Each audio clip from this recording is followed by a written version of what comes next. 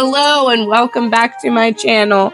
I started this series with my top 5 writing tips, and although that series is over, my writing tips are not done. I'm still coming at you every other week with a writing tip. Let's get right in it.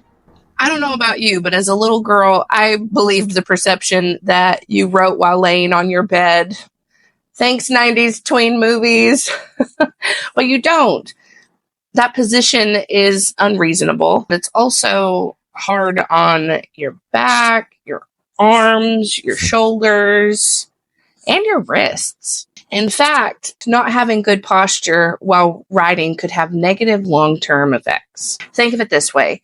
If you spend hundreds of hours working on your book, whether it's research, outline, writing, or editing, that's a long time to be in one position. And if you're slouched over like this, oh, you're going to hurt so bad. I have to be careful with myself because whenever I get to writing, I get really close, and it's okay to do that. If you lean forward at your hips and not hunch with your back to do that, it's a much more comfortable way to get closer into your writing.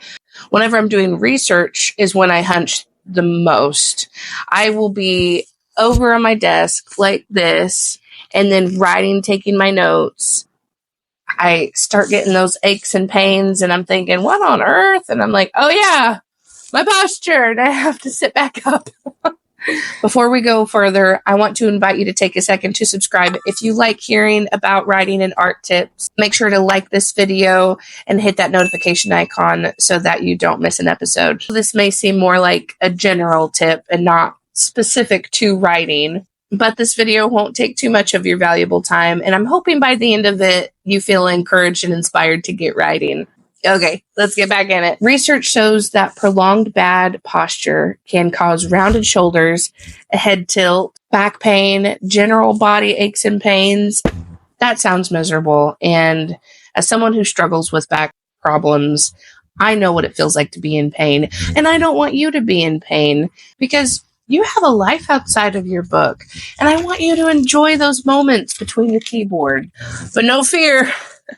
If you are someone like me who has slouched plenty of times and you are still learning how to correct that, there's some advice for you to help your posture. So, for one, don't sit in a soft chair for too long.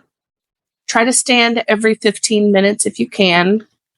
I know whenever I get really deep into research or I'm working really hard on a chapter, an hour could go by. Or even my art. There was one time just recently I was filming for a time-lapse video and an hour and 40 minutes had passed and I did not realize it and I barely moved.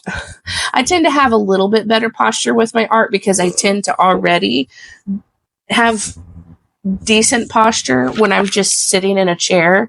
It's whenever I'm working on something that I tend to slouch. And for some reason, my writing, I slouch way more than my art. With my art, I'm sitting there and I have my arm out.